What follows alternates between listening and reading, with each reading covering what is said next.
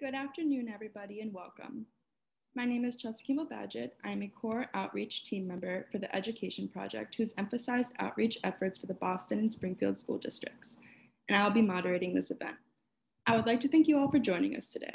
Please note our chat feature is open for organizations and audience members looking to provide their contact information for further engagement with our project moving forward. We will address any questions posed in this chat after the event. We will kick off our launch event with a brief video from Humanity First USA, the nonprofit we have been fortunate to working with in launching our project. When we look across the world, we see so much destruction from conflicts, wars, and natural disasters, and even more so, we see the continuous and cyclical plight of millions of human beings. And to make matters worse, we are currently experiencing a truly once-in-a-lifetime deadly pandemic that has crippled nearly all facets of our society's functions. For over 25 years, Humanity First has worked and continues to work to serve humanity through all its struggles and hardships across the globe. Our mission began with Bosnia during a bloody civil war, and over the years we have helped serve humanity through disaster relief and human development efforts across 5 continents. We have worked to provide relief in multiple international disasters, including, but not limited to, the Indonesian tsunami, as well as the Haiti, Kashmir, and Japan earthquakes.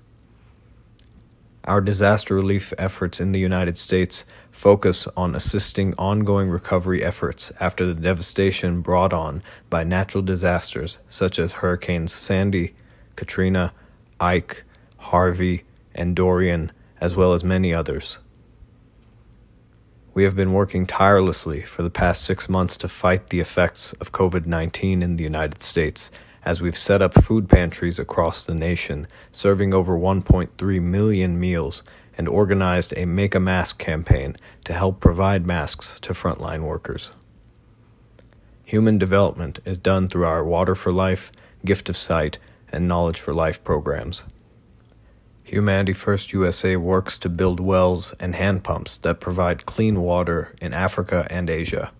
To see children jumping out of sheer excitement upon seeing water emerge from the ground for the first time in what feels like forever is truly breathtaking.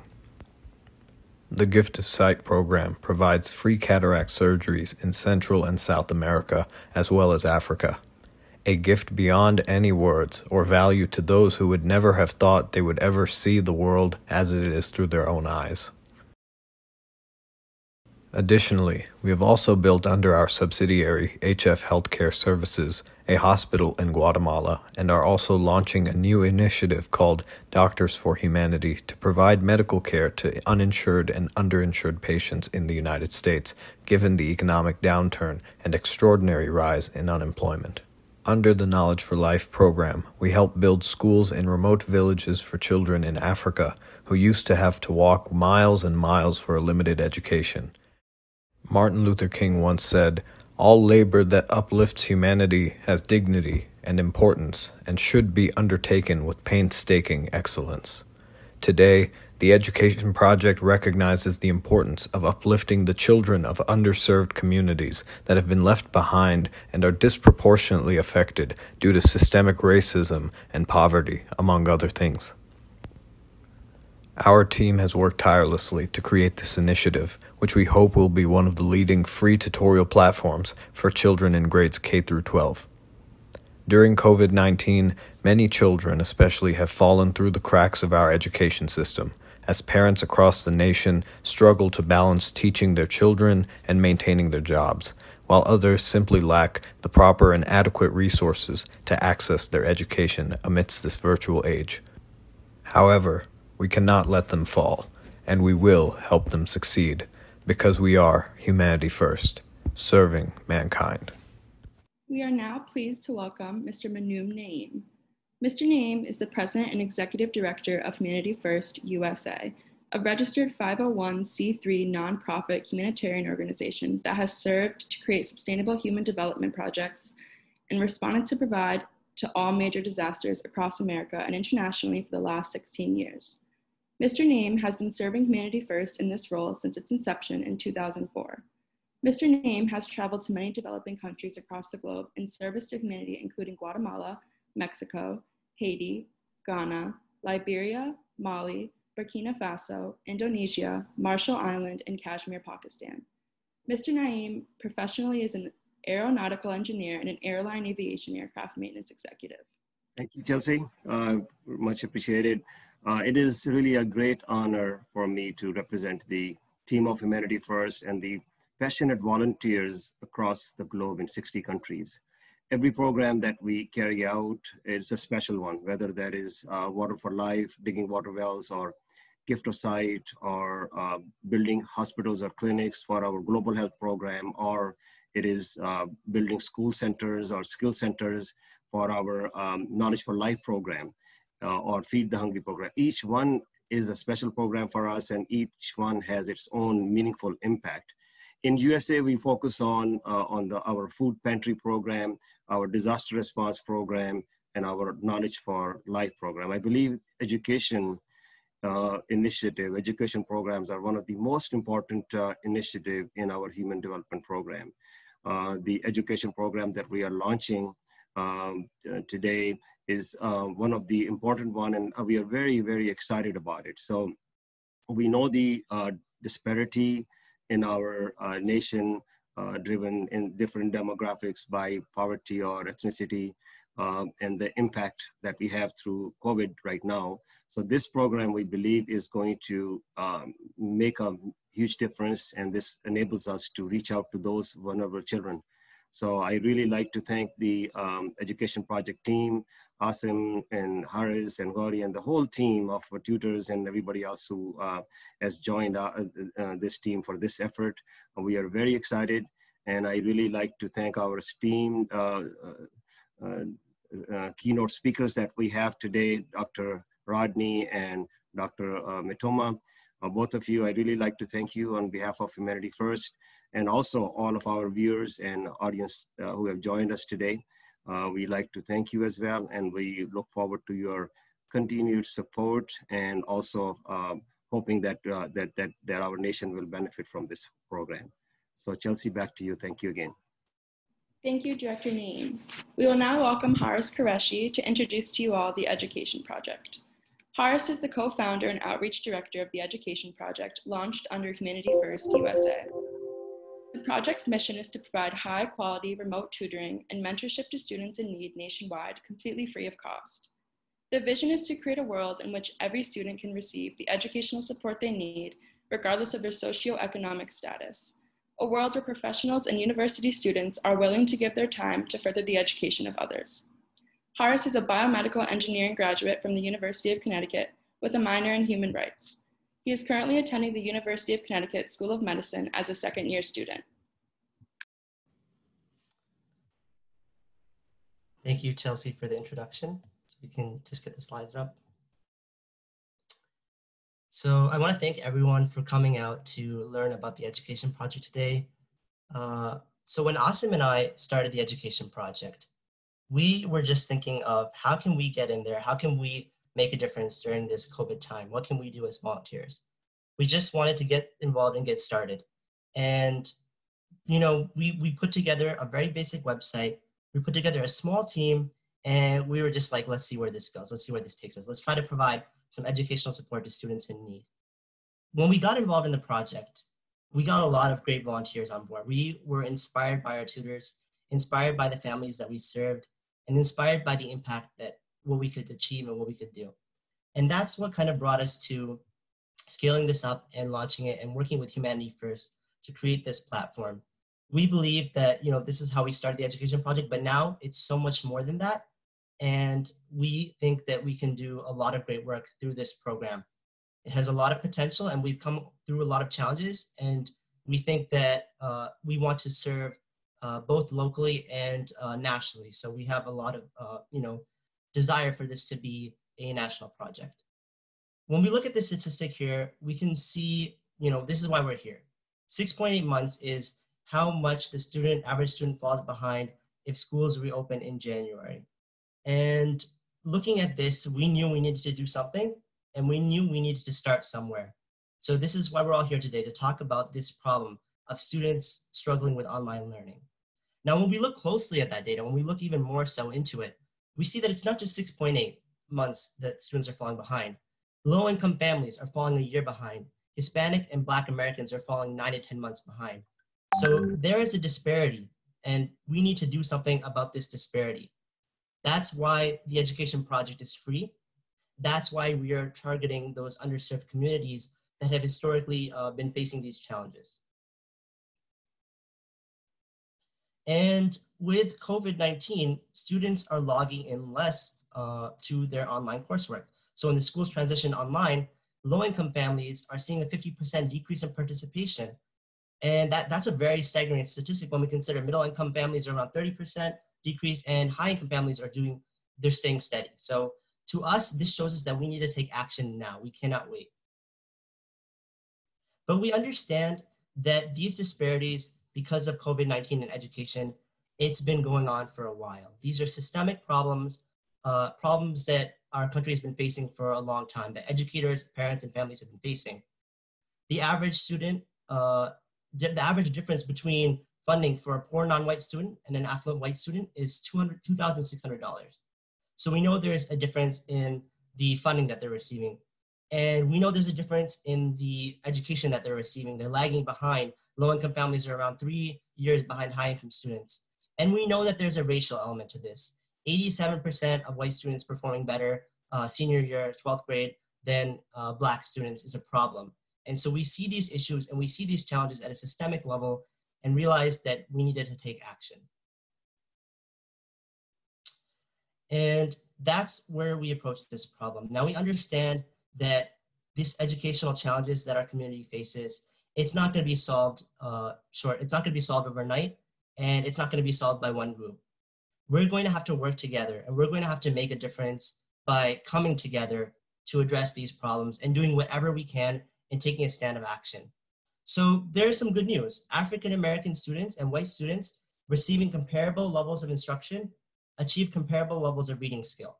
So we know that if we give them adequate education, we give Black students adequate education, they perform just as well as white students. And we also know that individualized tutoring makes a big difference. The average student receiving individualized tutoring performed about 98% compared to the conventional classroom.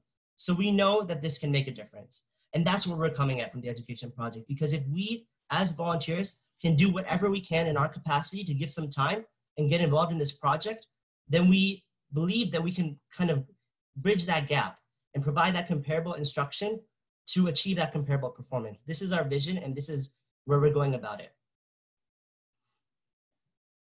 So I think two things that stand to me about the education project is we wanted to take action. We didn't want to wait. We wanted to get involved in this problem now. And we also knew that we needed to adapt and learn as we went.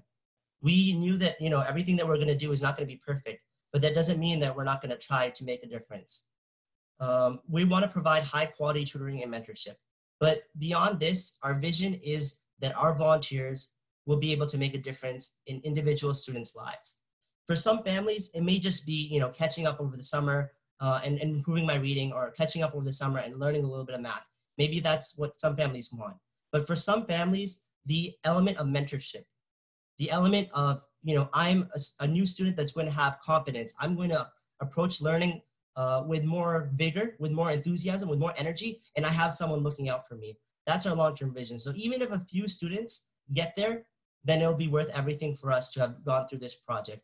And our vision is that we want to provide the highest quality that we can. We want to channel our volunteers and make them feel like they can get involved and they can do something about this problem, both at a national level and through the capacity of Humanity First, its international network. We believe that this will go on to become an international project and develop systems for different nations. So I want to thank the team. Over the last few months, they've worked day and night to put everything together and get this project launched. We have our core team of around 10 or so volunteers, and we have many volunteers in our different departments, such as outreach, digital media, tutor onboarding, and tutor education. And again, I want to thank them because it really means a lot to me what they've accomplished in such a short amount of time. So now I want to get into how the education project works. So we're lucky to have our tech team of Sinan, who designed our front end, and Rob, who designed the back end. Basically, the main things from our website is the student and tutor registration forms. So we made it very easy so that students can easily get involved and sign up, parents can sign them up, and tutors for easily, just fill out a few information, give a few documents, and you're on your way to applying to be a tutor. But I think where the magic of the website is in the back end, where we're able to take the information that students and tutors provide and use our algorithm to match them based on similar subjects, based on similar grade levels, based on similar languages, based on similar interests. So we can take the student data, we can take the tutor data and put it together to create efficient, high quality matches so that the tutors feel like they're able to get involved in a subject that they want to tutor and work on something that they want to do. And the students are able to get to the need that they need for whatever their educational needs are. So that's the treasure behind the website, and creating these one-on-one matches where there's a mentorship element of it, and both parties can kind of benefit in this way of being able to get their needs. So you can see the map. It's pretty clear that our tutor network has become a national phenomenon with 26 different states and districts and over 40 universities. We have a lot of great universities involved, both public and private. And it's really exciting to meet tutors from all these different locations and get their perspectives. Our tutors are very high achieving students. They have put a lot of time into this with over 850 active tutoring hours. To put in perspective, private tutoring, one-on-one tutoring typically costs around $30 an hour at least. So we're talking a $30,000 time investment from these tutors. As I mentioned, they're academically successful and they speak a lot of different languages. They're very diverse. But what stands out to me about the tutors is two things, really. One, their passion and enthusiasm for getting involved and making a difference in their families, doing whatever it takes to make a difference in their families. I've seen tutors where they were no longer able to provide services, but they wanted to make sure that the tutor that was going to continue with their parent knew exactly what the student's needs were. So I've seen tutors like that, and then their determination to adapt and grow. Some families, as you know, will not have the same internet access or the computer access that other families might have. And I've seen tutors do their sessions through, I've heard of tutors that have done their sessions through WhatsApp. So they've been inventive and they've tried to find ways to work with these students and make something happen. And I think that's really speaks volumes to who they are as people. I want to talk a little bit about our tutor onboarding process. So what we want to do is provide quality tutors with successful matches so that they have a great experience, and provide parents with a safe and reliable tutor so that they feel comfortable and confident in the services that we're providing. To do this, we have a lot of different steps in our process, and it's a pretty good flow. We take a student on after, a tutor on after they apply. We go through their reference, we go through their interview, we do a background check, and we kind of get a basic sense of who the tutor is and where they're coming from. And then once they're accepted into our program, we do an orientation session. So we have professional tutors, professional teachers and professional tutors that can provide these orientations and kind of catch our tutors up with the tutoring process and working online with students. After that, we use Rob's system to create a tutor and student match so that parents are able to set up a meeting with those tutors and basically interview and get to know them. That first meeting provides an opportunity to get consent from our parent, so the parent feels, okay, I'm comfortable with this tutor, I can trust this tutor, and the tutor feels like, okay, I can work with this student, and this is something that's within my domain, and I feel comfortable, providing this educational support. Then from there, we have supervised tutoring sessions, supervised by the parents themselves, and that happens, on average 2 hours a week, but it's flexible depending on the parents and depending on the student's needs and depending on the tutor schedule. And we just kind of follow up and get feedback to see how things are going. That's basically our process in a nutshell. So I think one of the elements that really is important to us is tutor education. Basically being able to provide our tutors with quality resources and a quality network so they feel like, if there's a challenge that I haven't faced before as a tutor, there's support that's available to me from the education project. That support comes in the form of our orientation. So I mentioned we have professional teachers that provide the basics and provide a lot of guidance from their years of experience teaching and working with students. We're working on developing focus groups. So learning from tutors' struggles and challenges and successes and being able to put together best practices and figure out what we need to focus on as a team together is really important.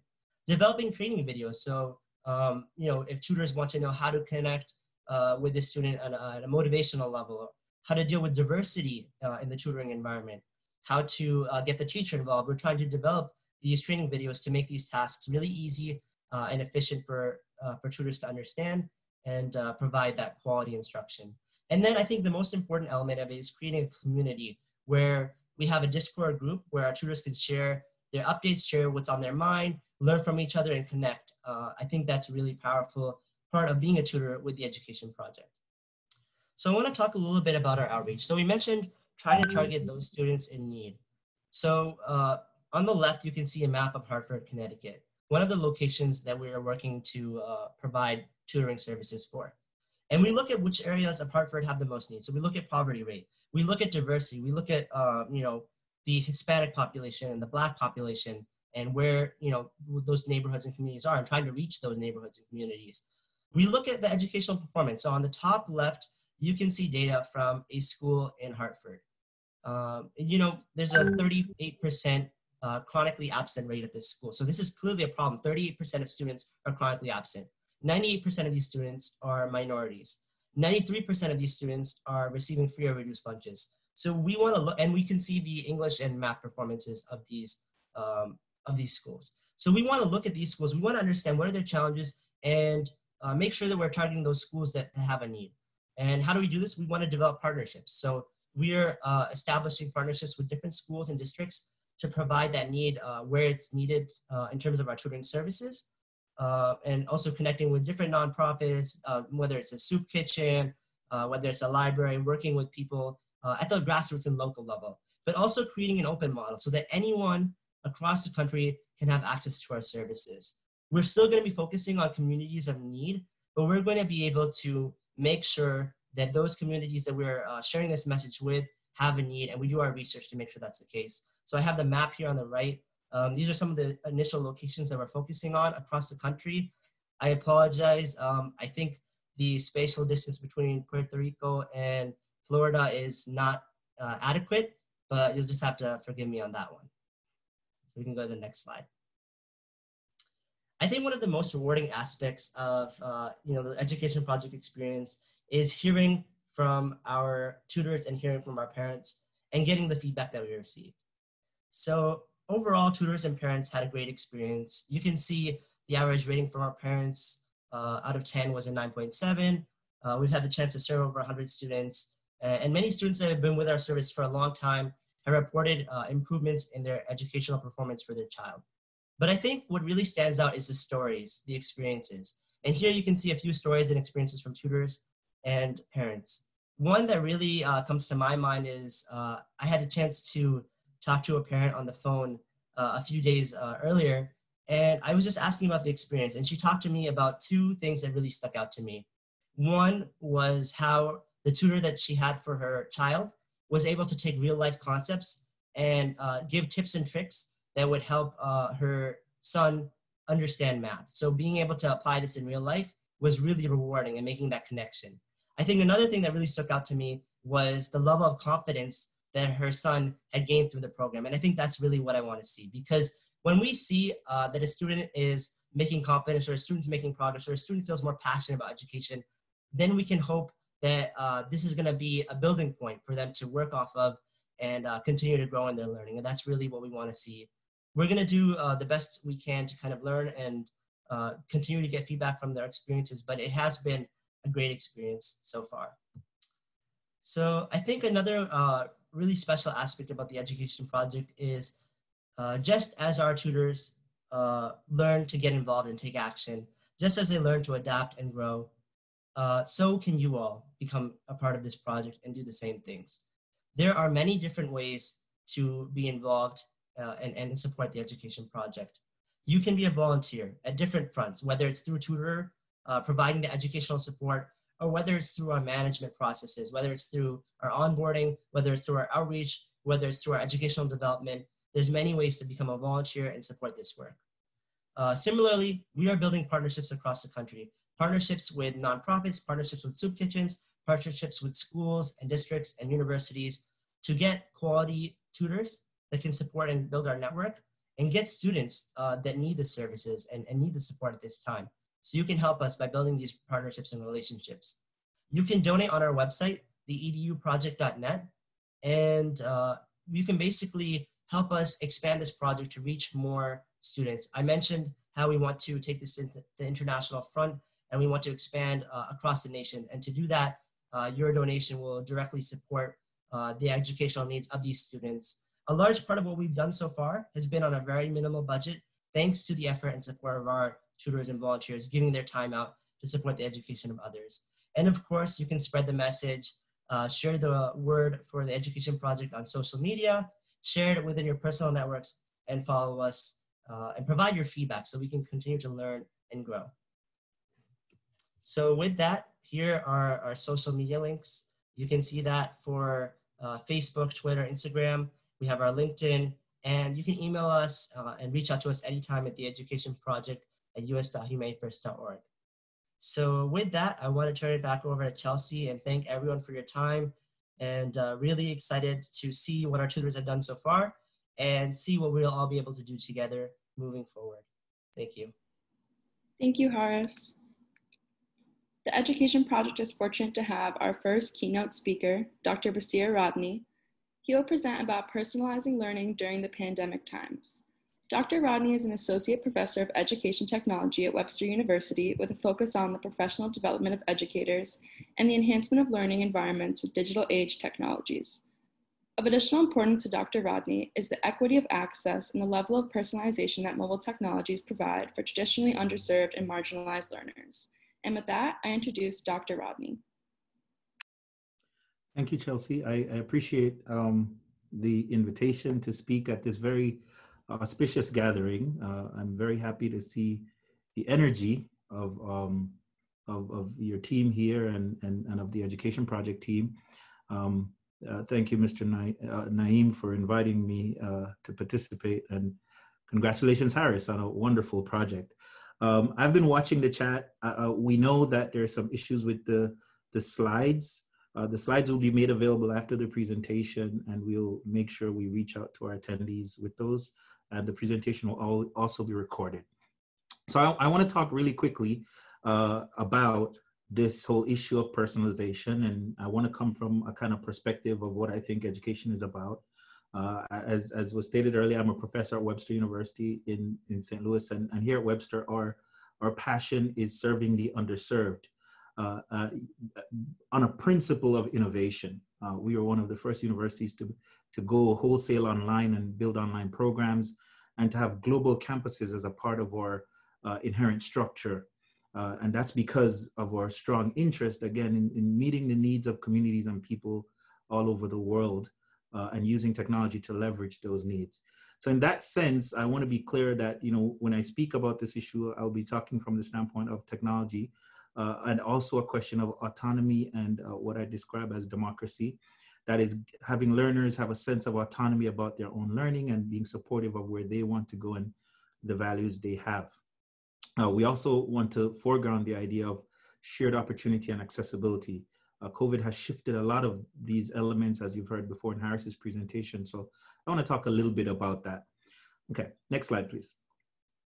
So as I was thinking about what to talk about, two things kind of formed in my mind: personalized learning in a context of everybody in quarantine at home, and craving the social, right? I think a lot of us right now are in that space, and even some of the young learners that we're talking about this week, as we talk about going to school and going back to school, there's a deep, deep interest for the kids to return to school. I was just at school yesterday with my own kids picking up devices, and they were so excited to be in the building.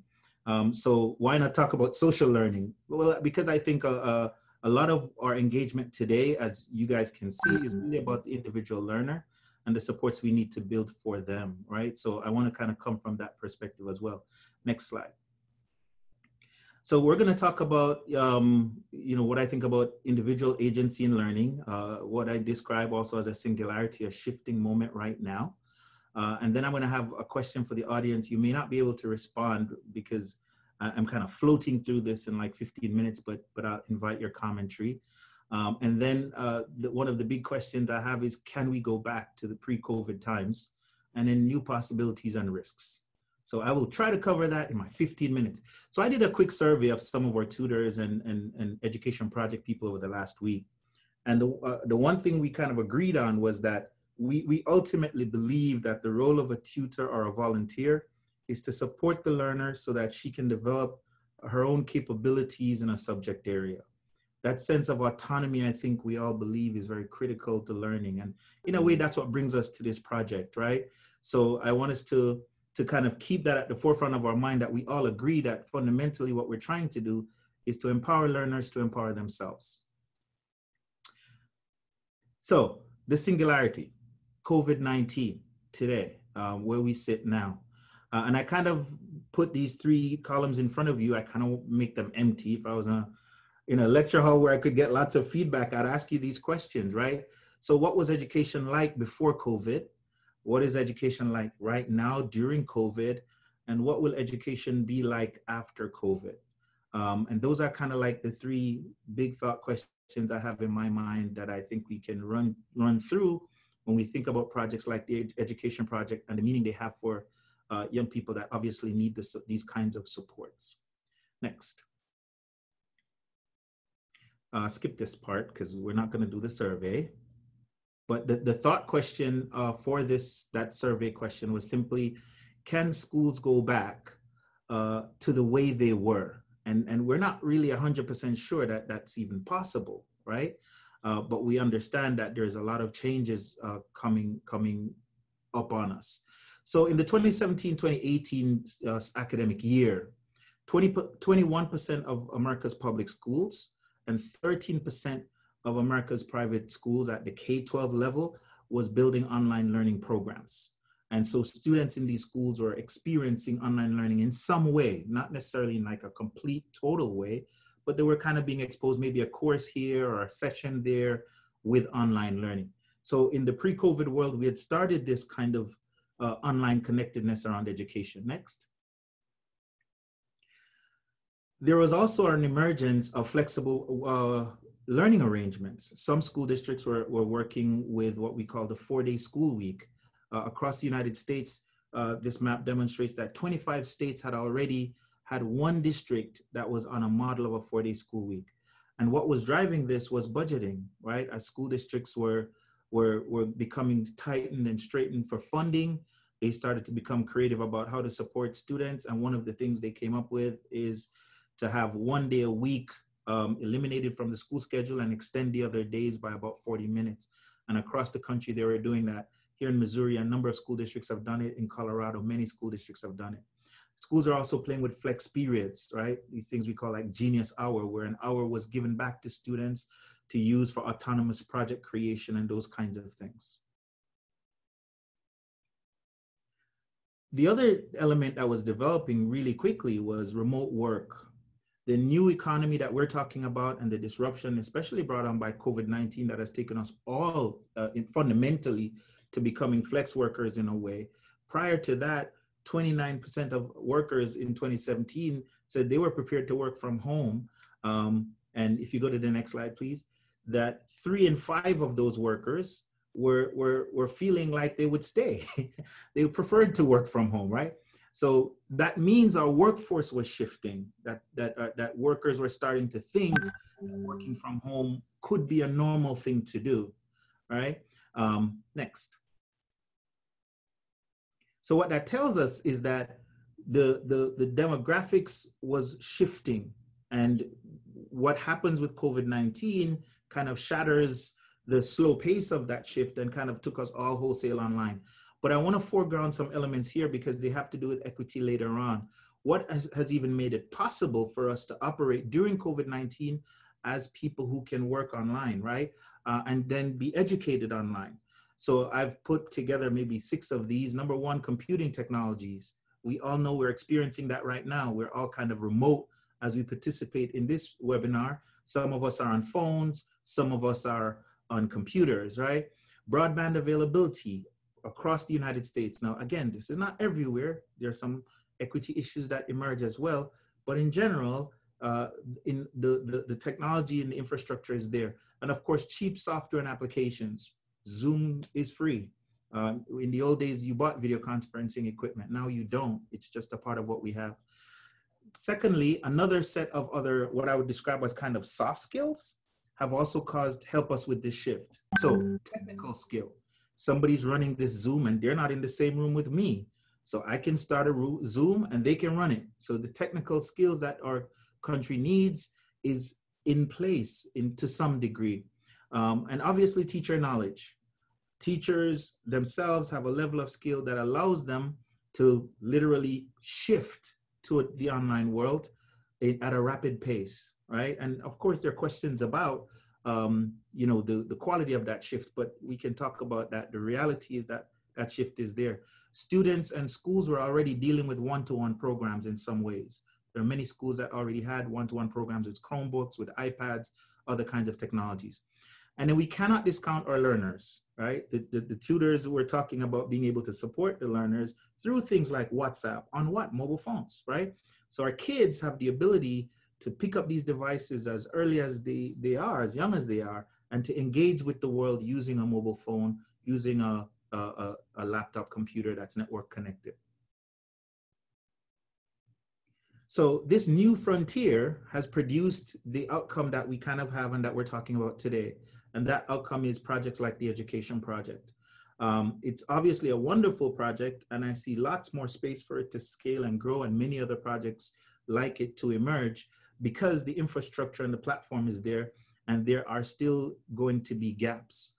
In this particular instance, we see where tutors and teachers can deliver learning opportunities and learning supports globally and with flexibility. In this case, a group of young people came together, said, what can we do in the middle of a crisis? Reach out across the country, and now planning the world to engage with learners and families who can then come in and benefit from this kind of passion engagement, because the infrastructure and technology is there, the opportunities are there. So the big thought question for me then is, how do we redefine teaching and learning to make it more personal? Because one tutor and one student is ultimately, to me, the ideal form of education. Each student having access to the teacher they want or need in the moment they have access to that. More equitable, regardless of your language group, your socioeconomic status, your race, your ethnicity. You have access to tutors that may speak your language, look like you, and can help you to move to the next level of learning and activity. More accessibility for special needs students, who we know, especially during COVID-19, so many of them were left behind because schools just could not keep up with all of the pieces that need to move. More interactive, right? Again, being able to involve learners in the experience. More social, we can't forget that, because we're all social animals, and our kids need to have other people that they're connecting with. And obviously more accelerated, that learning loss that Harris was talking about, making sure that kids don't fall behind and then ultimately stay behind. Having systems that allow us, again, projects like these, to continue to help to keep our students on pace and make them successful. Next slide. So I'm gonna pause kind of like here, because I want to just kind of point out some of the other parts of what we need to be doing, which is leveraging applications and tools that allow us to get the information from learners. Who are they? How do they come to the learning environment? I see in the chat here, some of our families are talking about how successful the project was in their lives, right? So having a tutor who kind of meet you where you're at, whether it's through an interview process, an observation process, some kind of onboarding process to meet the needs of each learner. Next, so instructional analysis becomes important. Instructional delivery, we're seeing it in action. Having intelligent tools and applications that are able to, in this case, tutor matching, not just in terms of race and ethnicity and ability, but also maybe learning ability or learning preference of students, right? Getting to that place where you can kind of learn with the kind of partner that will help your learning in the most idealized way. Next. Instructional assessments, ongoing capture of information about how well students are doing. And again, at the individual level, not just saying, well, the whole group is doing well, but learning about each child and how each child is finding themselves successful prior to the learning situation, during that situation, and then afterwards, in this case, these tutoring situations. And building platforms that do that well, of course, are needed. Now, there's always a case that we have to keep in mind, especially when we're talking about kids. The risks, right? Equity and access, we talk a lot about that, but data privacy, we in the United States have these laws about maintaining the privacy of especially early learners, maintaining the security of early learners. I think it's important to keep those in front of us, obviously, because of the dangers of the global and of course the networked. And in Europe, the European Union, they have even stronger laws. So I think it's important to keep those kinds of elements in view. Identity security as well as physical security. We know that network devices can create all kinds of challenges for young people who can literally be drawn away. And so it's important to have these kinds of protections in place, even as we see the kind of potential of this new digital age and the shifts that are in front of us that are coming. These are kind of more like my initial thoughts. I want to thank you again for coming to the launch, and I'm so honored and happy to be here. And hopefully I've kind of teased your mind about where we are and where we can be going, and maybe encouraged you yourself to join the education project or support it in ways that can help our children and our young people. Thank you very much. Thank you, Dr. Rodney, for providing these insights. Dr. Rodney has also agreed to serve on our advisory board, and we look forward to continuing working with you. Next, we would like to welcome Dr. Glenn Matoma, who will be presenting on human rights in education during the pandemic. Dr. Glenn Matoma is an assistant professor of human rights in education, jointly appointed with the Human Rights Institute and the Niegg School of Education at the University of Connecticut. Dr. Matoma has served as director of the Thomas J. Dodd Research Center since 2013, and has focused on increasing the Dodd Center's impact on the realization of human rights in Connecticut and beyond. Dr. Matoma's first book, Human Rights and the Negotiation of American Power, was published in 2013 as part of the Pennsylvania Studies in Human Rights series. And with that, I introduce Dr. Matoma.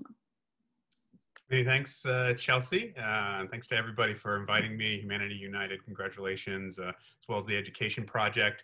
Special shout out and congratulations to Harris and to Gowrie as alumni of the UConn Human Rights Program. You've done us incredibly proud. And I know there's lots of Huskies in the audience. I was perusing through the participants, so I think you're doing a lot of us proud. So congratulations. And again, thank you for inviting me today. I think it's a great opportunity to highlight what is an essential program that I think you'll see from my presentation fits clearly within the human rights framework. Although that maybe hasn't been named yet, I think it's really important, and that's really where I'm gonna focus today. So if you want to go to the next slide, you know, in many ways I'm going to cover a few things that that you've already seen today. It's clear that there are tremendous human rights impacts from COVID-19. First and foremost, in the health sector, we have over 25 million cases around the world, 100,000 deaths. It has been an absolutely devastating public health crisis. That too has led to an economic crisis, and rights to health go hand in hand with economic rights. We've seen, you know, the worst levels of unemployment since the Great Depression. The right to housing is threatened as millions face eviction. We see that this is a photograph of a lineup. We saw one from, I think it's from Houston as well. So I know Humanity First is working, you know, with food banks that has had, you know, kind of unprecedented levels of need out there. So the right to work, the right to housing, the right to food, all under threat. And then, of course, this is exacerbated by existing levels of racial discrimination and injustice the world over. The pandemic, of course, finds all of these weaknesses in our system and makes them worse. In the United States, of course, we've seen a summer of increased activism with respect to anti-Black racism in law enforcement and extrajudicial violence. It's also worth noting that the pandemic itself inspires its own form of racism with heightened levels of anti-Asian sentiment, targeting of individuals with language like the Kung flu or the China virus being used to racialize this health crisis. And then finally, all of this adds up to, you know, a broader crisis within democracy. We've seen how this coronavirus has also exacerbated the slide toward authoritarianism in all parts of the globe. This is a photograph from from Hong Kong. China, of course, their authoritarian, rule there has tightened its grip in many ways, ostensibly to control the virus. And in other locations, whether that's Brazil or the Philippines or even here in the United States, we've seen the way in which authoritarian rulers have been using a kind of divide and rule strategy that has found its way into our politics about what should be pretty straightforward healthcare decisions, right? So wearing a mask has all of a sudden become politicized in ways that has made the spread of the virus that much worse. And then, of course, the right to education, and that's where I want to concentrate for the rest of this this presentation. If you want to go back a little bit. So the shuttering of schools across the world and in the United States beginning in March threw millions of children out of the stable access for education. In fact, a recent UNICEF report estimates almost 500 million children worldwide have no reliable access to human rights, to the right to education. Within the UN system, the right to education is often kind of broken up into this kind of 4 A's heuristic. The education should be available, should be accessible, should be acceptable, and should be adaptable. Accessible meaning, right, that there's enough investment in infrastructure, both physical plant as well as technology to make it available to students. Accessible meaning that every student everywhere has equal access to the available education. So regardless of gender, race, income. Acceptable, that means that the education provided is of sufficient quality to meet the needs of the community. And then adaptable, that the education is flexible, both responsive to the kind of cultural identity of local communities, but also the unique needs of different learners. And in each of these dimensions, available, accessible, acceptable, and adaptable, we can see that the coronavirus has significantly degraded the realization of the right to education.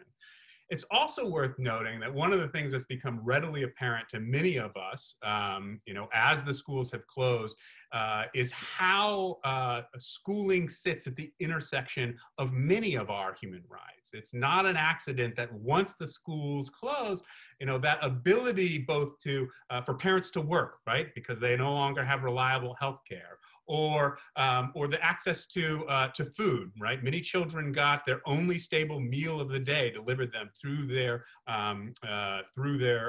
schools, or the right to safety, right? That the kind of safe environment of the school provided many children respite from tumultuous home environments or violence in the community. So the centering on the human rights framework and the right to education reminds us of another kind of human rights, UN human rights framework, the idea of interconnection and interdependence. This virus has revealed in dramatic new ways how all of these things are intertwined, and that addressing one requires us to address them all. Okay, so next slide, please. So I'm actually a historian by training, and so I want to take us a little step back, to the origins of this human rights framework. And in fact, this notion of a human right to education, a global human right for everybody to have access to education, is relatively new. It was first codified. Actually, if you go back for a second,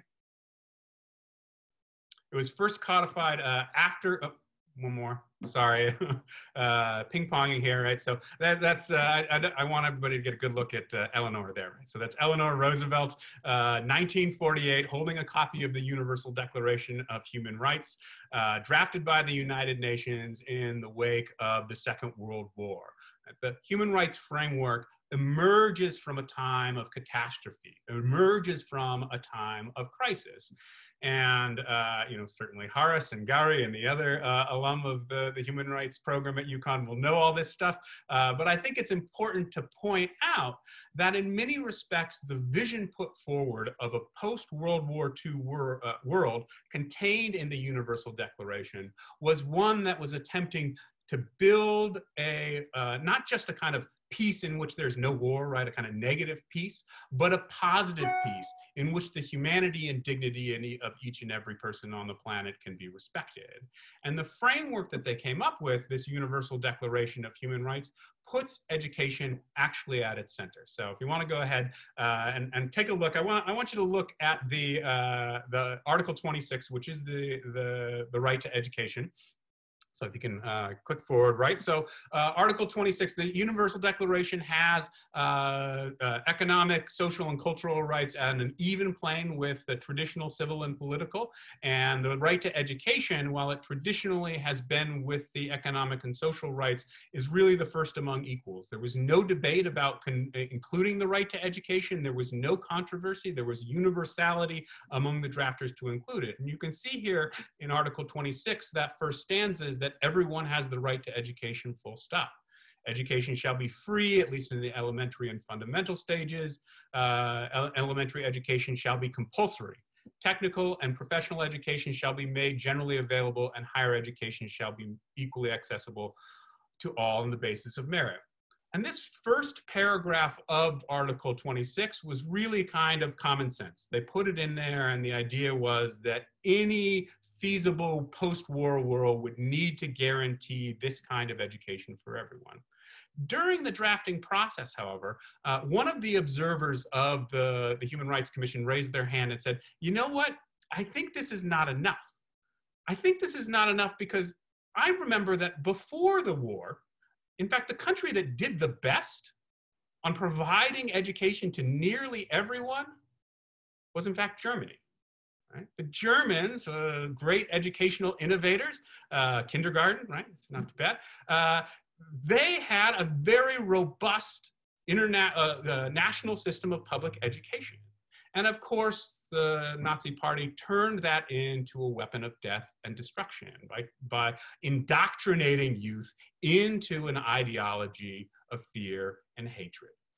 So they added a second paragraph. Go ahead. Paragraph 2. And this is really important. This is really essential. Again, it gets to this connection between education and the broader human rights movement. It says, education shall be directed to the full development of the human personality and to the strengthening of respect for human rights and fundamental freedoms.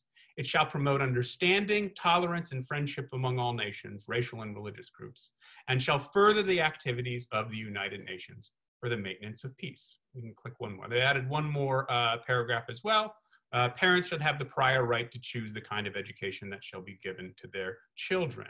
So these two later additions, I think it's really important to remember, say it's not just any education that people have a right to, it's the kind of education that allows them to develop their full humanity.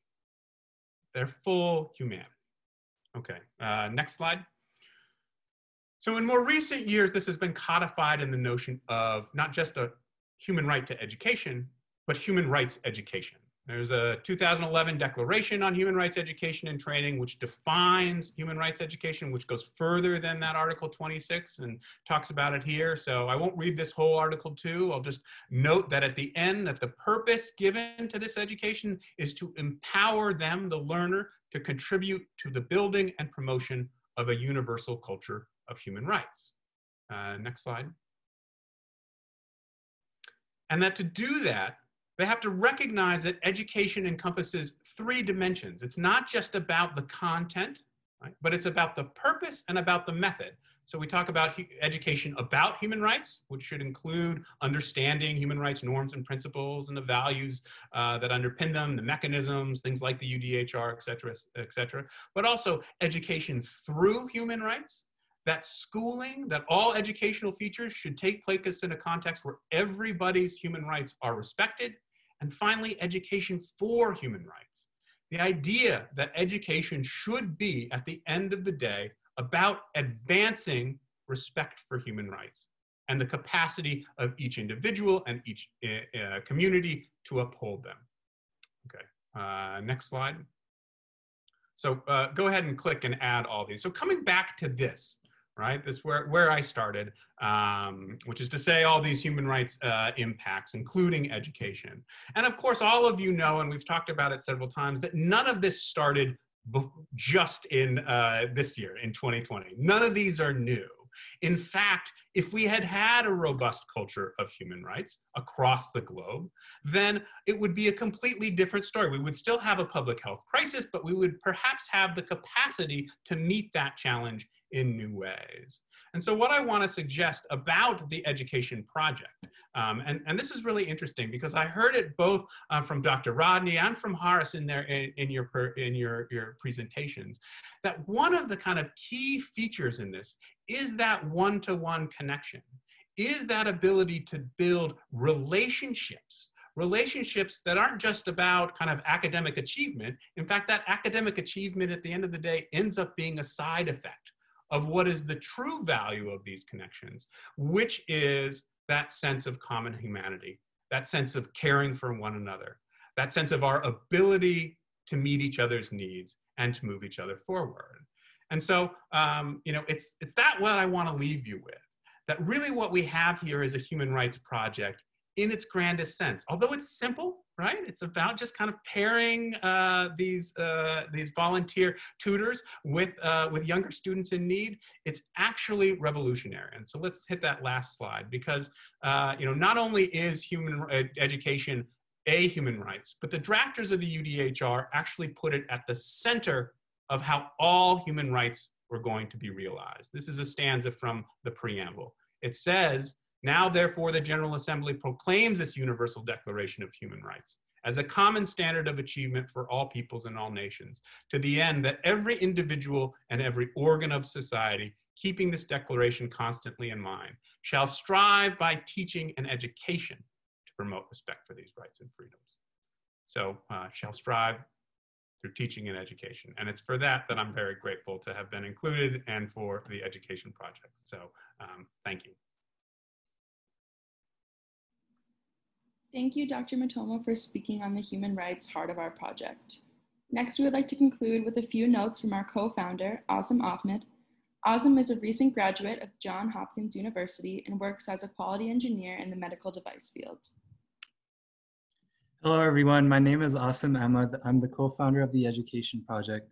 At this point, I would like to thank our speakers, Dr. Rodney, Dr. Matoma, Mr. Munim Naeem, and Haris Qureshi again. I want to thank Chelsea for serving as our moderator and thank each of you for joining our event. Before we play the recognition video, I wanted to personally thank all of our tutors for dedicating their time and volunteering to improve the education of our students. Without further ado, we will end with a video recognizing the efforts of our tutors. Hello, my name is Aaron. I'm 10 years old and I'm in 5th grade. I would like to thank James for his hard work, patience, and teaching me advanced math. And also for Education Project, it helped me learn and made me smarter. Miss Nagai, you are a great tutor and I had a lot of fun and you helped me a lot in math. My tutor was Kanoa. She was an amazing tutor. Thank you, Kanoa. Hi, Milan. Thank you so much for being an amazing tutor. I greatly appreciate your dedication to meet with me several times a week and your genuine passion to help me as much as you can. Hi, I'm Emery. I have learned, thank you, Van. I have learned so much from our classes that we have done. Thank you, Miss Jessica, for teaching me how to read and my sight words and the math. I read one book and I'm excited for kindergarten. My name is Joshua Hernani. Okay. What do you want to say about Dariella? She's really nice and you get to learn new things. I love this. You love the school, I'm sure. You love the teaching, right? Yeah. Okay, I do too. We thank God for having you guys help us with tutoring. Joshua, this is a tutoring program that is very good. What do you say? Nothing. Thank you. Thank you. All right, thank you for playing that video. It's very special, at least personally to me, to see that. One of my student is actually in that video as well, the one that I'm tutoring. So thank you everyone for being part of our launch event. We're excited to be launching the education project on the Humanity First platform. Over the past few months, we have grown tremendously thanks to our tutors, our leadership team, and our administrative volunteers. Right now, we have over 200 tutors and students registered within our system. However, our goal is to kind of grow that number out to 500 tutors and students before the end of the year. We are currently developing partnerships with additional volunteer groups to provide further educational enrichment to our students. We are also working on translating all our material into Spanish as well as other languages. Please consider volunteering your time with us to make our resources more readily available to all parents and students. Additionally, if you're interested in helping out the education project, we always welcome more motivated tutors. Please consider this volunteer opportunity for 2 to 3 hours per week. Other than that, you can always donate on our website, follow us on social media, or partner with us to provide additional resources and material to students. This event has been recorded and will be uploaded on our website, theeduproject.net, for public viewing. If you have any questions or feedback, please email us at theeducationproject@us.humanityfirst.org. We will also be emailing a feedback form and a newsletter sign up to each of you in the coming days. If you did not register on the Eventbrite, please comment your email in the comments section and we'll be in touch. I really hope you guys enjoyed this event. Have a great rest of your Saturday. Thank you.